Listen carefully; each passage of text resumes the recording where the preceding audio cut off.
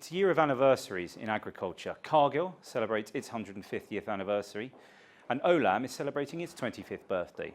I've talked to the co-founder and chief executive, Sunny Verghese, about the lessons he's learned over the last quarter of the century and the biggest issues facing the industry going forward. I think the first and probably the most important lesson is to first differentiate before you scale your business. And at Olam, we have achieved differentiation in 5 different ways. We focus on niche commodity categories. So if you look at the global 10 majors in agriculture, in 9 out of our 14 platforms, these majors don't compete with us. Secondly, we out-origin our competition. Where we source and originate, we do it at the lowest level of aggregation possible, directly at the farm gate. And we have a network now of about 4 million farmers who supply to us, and that's a very path-dependent process, takes time to build it.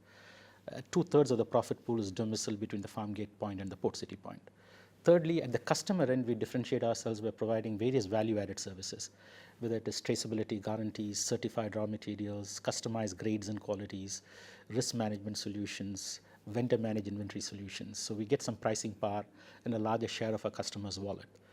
And then finally, we are also differentiated in the shape of our portfolio.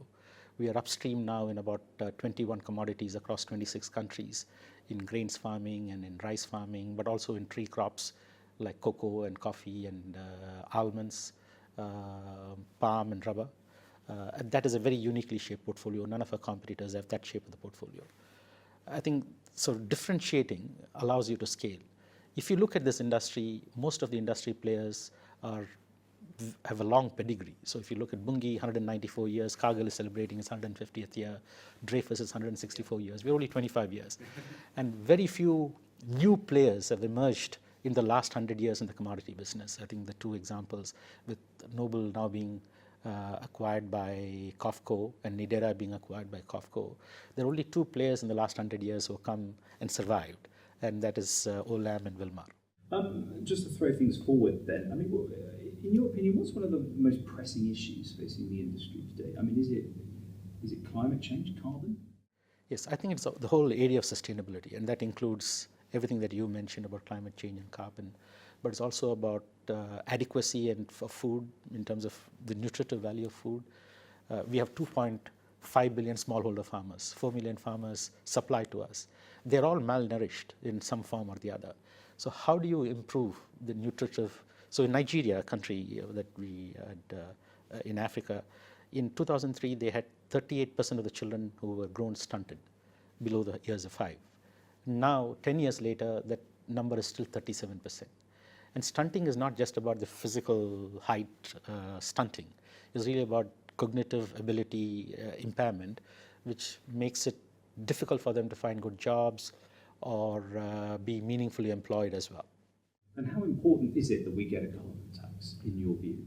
I think otherwise we will still be talking about this issue 50 years later with absolutely no change in behavior. So if anything is free, we use it rather injudiciously or indiscriminately. But if you know that water is priced and it's fair price for that water, and carbon is priced and there's fair price for that, and the bio waste that you generate and there is a price for that, and therefore all the externalities that you're creating in the way you do business, you will make an effort to reduce the intensity of your carbon footprint or the intensity of your water footprint or your bio-waste footprint once that is measured, and there is a price that you have to pay for every unit of natural capital that you're taking from the environment. And another question, just based on your experience. I mean, the industry, commodity traders are facing calls for greater transparency. Obviously, you had your issues with muddy waters. Having been through that, what advice would you give to the industry? I think clearly being as transparent as you can is always the right thing to do to all your stakeholders, not to just one group of stakeholders. And that would include your customers, your creditors, your debt market holders, your equity holders, your employees. But you have to also balance that with giving away competitively sensitive or competitive intelligence. For trading companies, their source of value creation or their value creation logic is sometimes very proprietary. So that is why trading companies are a little bit more cautious about the level of disaggregation and how transparent they can be, because finally the edge that they create in those markets is what allows them to create value.